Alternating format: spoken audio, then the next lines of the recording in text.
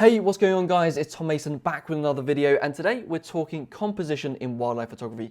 It's a question that I've been asked loads in the comments and at workshops in the past and stuff like that, about how do you actually and what do you actually think about when you're framing up your pictures out in the field. So what I'm going to do is grab a coffee, jump into my Lightroom catalog and talk you through a collection of my pictures, the principles, ideas and processes and things that I think about when I'm framing a shot up in the viewfinder out in the field, to give you some ideas, tips and tricks for actually producing your own pictures. So right, I'm going to grab a coffee and let's get started. Right, so I'm back at the computer, let's jump into this, and as you can see I've got a selection of 18 pictures up on the screen, and I'm just going to basically talk through the compositional techniques that I've used in each image to give you some ideas for when you're framing up in the field. So let's jump into these first couple. Now the first four are what I would name as your basic portrait, then we'll move on to some more kind of in-depth compositional skills in the next lot, then some flight images and stuff like that, and then finally with some more landscape approach images. So let's jump into those basic portraits. Now the puffin, to get started, is a very simple image. There's not a lot going on here in terms of actual subject. You've basically got a puffin on some grass, the background of the sea, and then that's about it. But in terms of compositionally, what I've done is to make what I'd call a simple, beautiful portrait. Is I've made my subject sit with the rule of thirds. So it's on 1/3, it's on the left-hand third, and it's looking into the 2/3 to the right. I always position my subjects with them looking into space because it just makes a much more flattering image. You know, you wouldn't walk up to a wall and just look at it. You'd be looking into a room. So that's how you got to think about composing with wildlife. Now, additionally, the key area that I want you to focus on is the eye of the bird, the beak and areas like that. So that's the section that I've positioned on the cross of the rule of thirds. If you don't know what the rule of thirds is, basically you take your picture, break it up into 9 equal segments using 2 vertical and 2 horizontal lines. And then I've positioned the bird's head on the crossover of those points. Now, another subtle kind of compositional technique there is also that my bird is looking slightly down into the frame. And that diagonal draws you into that bottom line of the grass. Now, that grass is additionally positioned on that third of the kind of horizontal, again, holding you within that frame and keeping a very simple composition, but one that actually has multiple compositional elements within it. Very clean, easy image to get used to doing, and you'll see in the next couple of images that this is a basic shot that is a go-to when I'm out in the field taking pictures. So next up is a turnstone, and again you'll see that it's very similar to the last one. You've got your subject on that bottom right hand third. It's looking into the frame, it's looking along the muscle bed. That's important because that's the area of the environment that the bird should be looking at. If it was looking into the sky, it would actually look a bit odd because the bird would look startled, and that's not how I want it to appear. I want it to be very natural. So looking across and looking for food is how I want it to be. Then the bottom third of the image is that brown, similar color palette to the bird itself, you know, showing that environmental approach. And then the top 2/3 of the image is space. Now, for me, I compose with a lot of space in my images because that's how I quite like them. I like my animals to have space to move, to breathe, because that's how I feel the landscape should be. It's also good for me when I'm selling pictures to magazines and stuff, that space, you know, is areas for text and stuff like that. That's quite important. But that's kind of another basic approach to that kind of portrait shot. And the color palette, very muted, very clean. Again, just a beautiful picture of a beautiful bird, and that's a very simple technique that you can get into and learn quite quickly. You'll see again that the squirrel, this is a bit more of an advanced technique of that, because you've got that same squirrel that's looking into the frame, but additionally there's a few more compositional elements here. Now at the top of the frame you'll see that there's a bit more graduation into the background, and you can see a bit of the trees coming down, and they hold that top third and then 2/3 heather. The squirrel is looking into the frame, but it's actually holding on to 2 compositional lines. And this is where triangles come into play quite a bit in composition. Triangles are something that are great to use because they hold the viewer in a frame, they keep you bouncing around an image for longer, that holds your view, holds your gaze, and just makes an image a bit more engaging. So here you'll see that the the subject, the squirrel, is actually holding onto a rock. Now, if you follow down the line of the rock from the corner up to its head, it makes one diagonal line. Then if you look to the other side of the image and you look at this branch that is moving into the rock, you'll see that that makes another diagonal line. And if you follow those lines up into the corner of your image, you'll notice that you get a triangle. And that triangle holds you between the background, the log in the foreground, and then directs you down to the squirrel. And using lines to direct people into an area of your shot is a great way to compose, and it's certainly something to look out for. Now in the next shot, we're using that kind of idea of line again.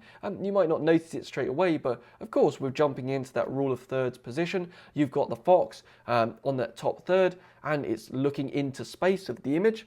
You've got quite a lot of space below it, but that doesn't matter because that's not an area that I want you to focus on. So here I'm using a compositional technique, as it were, of shallow depth of field to make sure that you're not going to focus on that foreground or the background, and you're just going to hold your gaze on the subject that I want you to. Now, if we delve in a bit deeper to the actual composition itself, you'll notice that the fox is actually looking along a line in the image that is slightly brighter than the rest of it. And it's gazing along that line that holds you in. That line brings you to the fox, as I want it to. But the most important of the image, to me, the most important section, is the tongue. Now, the tongue, to get you to focus on that, yes, that line brings you in. Yes, the fact it's on the rule of thirds immediately makes your eye go to the fox. But to make sure that I end on the tongue, it's important to use the triangle of the fox's head to direct you there. You'll see that the two ears, you've got the two black ears, bring you down the fox's face to that tongue, meaning that those 3 points of black, the tip of the ears and then the tip of the nose, holds you in a little triangle that again brings your eye to that section and holds it a bit more powerfully than just if the fox's ears were down. It wouldn't be as effective as the pose that it has. Again, looking for those compositional techniques when you're out shooting, really important just for adding that extra element into your frame. So let's move on to this really standard portrait, to another portrait. But again, this is a technique of framing within frames. You'll see here that the bear is positioned on that rule of thirds. It's a classic look and it's one that works for a lot of pictures. But in order to make it a bit more interesting, what I've done is I've pulled back a little bit and framed using 2 trees on either side. The reason I use the trees is because they're kind of a soft stop before the edge of the image to hold you into that central area. I don't want you to gaze to the edge of the image, I want you to stay around my bear. So having a tree on either side means that you'll go from one tree to the other tree, but you won't be lost to the edges of the image. And a frame within a frame is just a really great way to bring an image together. And I'm always looking out for frames when I'm out shooting in the field. Really like this shot, you know, just a frame, great compositional technique. Now, next up, we've got the gannets. Now, the gannets is a pretty simple image again. It uses that basic skill of getting down low, simple portrait. But here we're adding in extra elements, because one thing that you'll find within composition and wildlife photography that usually you want odd numbers. You want 1 subject, 3 subjects. The problem with 2 is that you bounce between items and you don't really have an area for your eye to rest. Whereas when you've got 3, you've kind of got a final point that you're going to go to. So in this shot here, I've got the 2 gannets that are looking up into the sky, but if that bird in the top right hand corner wasn't there, what you'd find is you drift out the top of the frame. With the bird in the top right hand corner, what you do is you look up, you see the bird, and then you're brought back into the frame. It keeps you within the composition and holds you. It's a little bit more powerful than just having 2 shots. So always think about that, you know, 2 subjects, as much as it can be great on some occasions, but you'll often find that the occasion that's great is because there's a 3rd element in the frame that might not be the same subject, but it's something else that acts as a hard stop to keep you from losing your viewer outside the frame. So think about those when you're composing out in the field. Now, if we move on to the next one, black and white image of this kittiwake. Again, here we're using triangles, and triangles are something I come back to all the time because they bring a viewer in. The triangles you'll see here is a selection, really. You've got the lines that come down from the top. They get smaller from the left to the right. So you have a triangle and a diagonal line that leads you to the bird.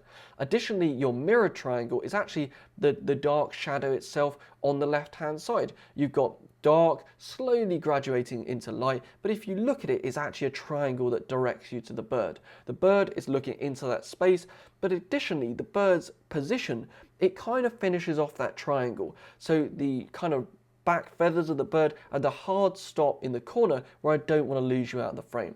Again, another compositional technique here is that you've got line, and lines that draw down to a certain area are very key to just make sure that your viewer goes where you intended. The lines that come down from the kind of roof of the picture towards the kittiway mean that even if you look at the top of the frame, you drift down to the bird and I hold you exactly where I want to. Again, using line, using form, using shape and triangles, a great way to move people around within an image to get them to go where you want.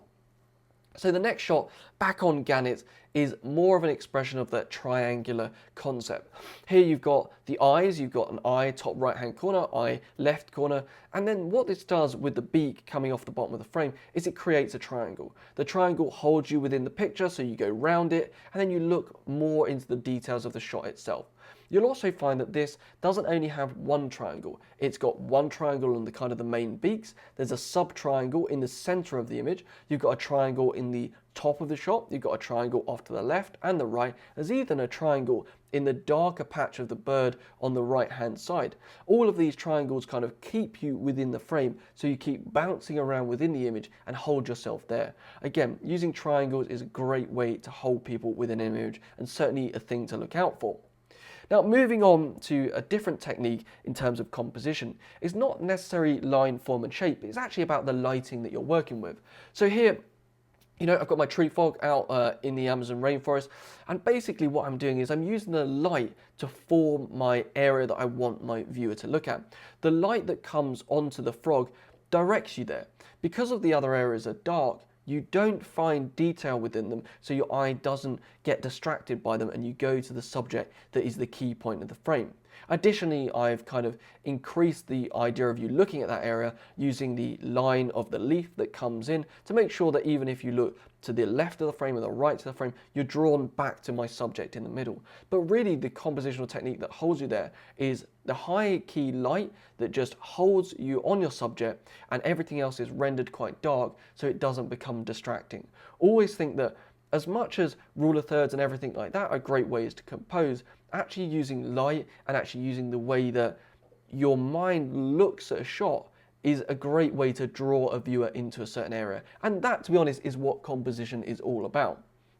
The next frame is similar again. I'm using that line of the bubbles coming down to my spider. The spider's walking into the frame, that's quite key. If it was walking out of the frame, it'd look quite odd. And it's following the kind of nice water droplets round on the web. It's kind of a bit more of a messy image because you've got all these geometric shapes and things like that, but largely you just have that sweeping curve that brings you to the subject moving in. And again, it's walking on that rule of thirds, moving into the image and just holds you there quite simply. The next shot is a flight shot, and with flight shots they can be a bit harder to compose because everything's moving quite quickly, but one of the easiest ways to do it is to make sure that the autofocus point that you're using is on that rule of third already. If you position your autofocus point to the left or to the right of the frame and make sure that you pan from left to right or from right to left, you're going to find that your subject is moving into the frame, and that's going to create a far more interesting picture straight off the bat. Now again, here the composition is my bird's moving into the frame. It's coming from one corner into the main section of the image, but also you've got the contrast of the dark and the light. You've got 2/3 that are the blue sea, everything like that, with the gannet over the top, and then you've got 1/3 of the dark image. And it just means you've got a bit more contrast, a bit more interest in the back, but also the hard line on the right hand side of the dark outside of the island actually brings you to the bird itself. So if you look at the top, you come down that line to the bird that again draws you back into the frame based on its direction of movement. And direction of movement again is a key thing in terms of composition, especially with birds in flight and stuff like that, that the movement actually can draw you into a frame because if the movement's the other way, you're going to go straight out the side. So always think about that again when you're composing. Next up, in terms of birds of flight, we've got three shoveler ducks, and of course here 3 is the magic number because 3 is far more interesting to look at. If you just had the 2 males and there was 2, if you put your hand over one of them, what you'll find is you bounce between the two and you don't really have somewhere to settle. With the female duck at the bottom, it just balances it out a lot better. You've got that kind of triangle and everything like that. And again, they're moving into the frame. So keeping those compositional techniques and making sure things are moving into the frame, negative space on the way and the direction that your subject's moving into, and then keeping those odd numbers is a great way to build a composition together. And of course, using triangles always helps. Now with this shot from the Amazon, it's a bit different because usually we wouldn't place our subject slap bang in the middle. But the thing is, rules are there to be broken at certain times. And once you understand the rules, you can break them. Now here, what I'm doing basically is I want to draw my viewer up into the canopy, because the main subject, as much as it is the tree, is actually the concept that is an emergent tree going through the canopy. So I'm using my composition to draw you from those buttress roots up into the middle of the tree and then into the canopy. And it's the sort of shot that you look at and you can hold in with it for a couple of seconds, but unlike some of those more shots where you've got a lot more elements, you are going to find that if you don't use a strong enough dominant subject in the middle, your viewer is going to be lost quite quickly. Luckily, this large tree, this large K-pop tree from the rainforest, means that you're going to hold there quite a bit because there's quite a lot of detail in the buttress roots and stuff like that to look at before you move away from the image. But again, using those dominant subjects central can sometimes work. It just depends that you've really got to bring your viewer into where you want them to focus. Now next up is a bit different because we're looking at a mass of birds. And the thing is, when you've got loads of subjects in front of you, picking out the detailed points is quite key, especially if you want to express where you want your viewer to look. Now for me, when I was looking at the knots at Snettisham, what I actually found was that the movement of the birds itself was the way that I'd create the composition. If I just took a static shot, all the birds were looking in different directions, and that doesn't make a great composition because it's too messy. I slowed my shutter speed down, and what I found was that the movement of the birds gave me certain directions within the image. So here you can see that I'm broken up into 3 different sections. You've got the line across the bottom of all the birds moving, but also you've got that top corner swirl. And that makes kind of a triangle within the frame so that you kind of follow that S curve down into the birds. And if you go from the top right where the birds are moving, follow them along, you'll find that there's enough movement in the birds on the left hand side that you draw down into that second channel of movement that brings you back across the bottom of the image. That S curve, that movement, that shape brings you through the picture so that you're directed from the top corner all the way down through my image and find all the details within the birds. Again, looking for those compositional elements, they're not always slap bang straight in your face, but again, if you just work with the ideas of shape, form, line and direction, you're going to create more interesting shots. Now let's move on to some more landscape pictures. Now these are quite a simple composition. It's that 2/3 third breakup, trees at the bottom, 2/3 of the scree at the top, and of course I'm using diagonal lines here. The lines direct you down to the bottom and you're held by the trees at the base. It's very simple, just looking for line, form and shape, texture, all of those things within the image, and just using the lines to draw you down. And actually, if you notice, all of the lines within this shot, if you look at the areas of snow, actually bring you down in little triangles. Each one is a triangle, making sure that you bounce around the image and stay within the shot. Again, a very simple compositional technique. And this can be mirrored quite easily by another shot from Canada. The square format is one that can be a bit difficult to get your composition right sometimes, because when you've got the long form or the 2:3 format that we usually shoot at, you've actually got more space to work on those thirds. When you're in a square format, it can be a bit more difficult because you've got to get those angular shapes or thirds broken up properly. So what I've done here instead is I've actually made a triangle of the trees. You'll notice that the top right hand tree, if you draw a line from that tree to the other top tree and then down to the base of the right hand tree again, you get a triangle that holds you in the middle of the image. It's the same with the mountains. If you look into the background and you look at the left hand mountain, go from the top of it down, you'll see an angle of the mountain to the right, and that makes a triangle in that corner as well. Triangles holding me in the frame, and rendering certain areas darker at the bottom, lighter at the top, means that you're not distracted and you'll focus on that middle bit. Now back to an image that was in one of my recent videos, with the fungi. This is kind of that wide angle approach, and with this, you've got to lead people into the background, but also focus on your main subject. So of course, I've used my lighting to focus you, so you know that the fungi is lit with a flash gun to make sure it's got a little bit more pop and emphasis, but also the trees lead you in. That left-hand tree draws you up that right-hand side, the left-hand side, but also it kind of stops you from leaving, because the tree acts as a nice buffer that holds you there. My fungi is positioned on that rule of thirds moving in, and then the trees on the other side also all lean into the right, from the right, so that again, you're held within the shot.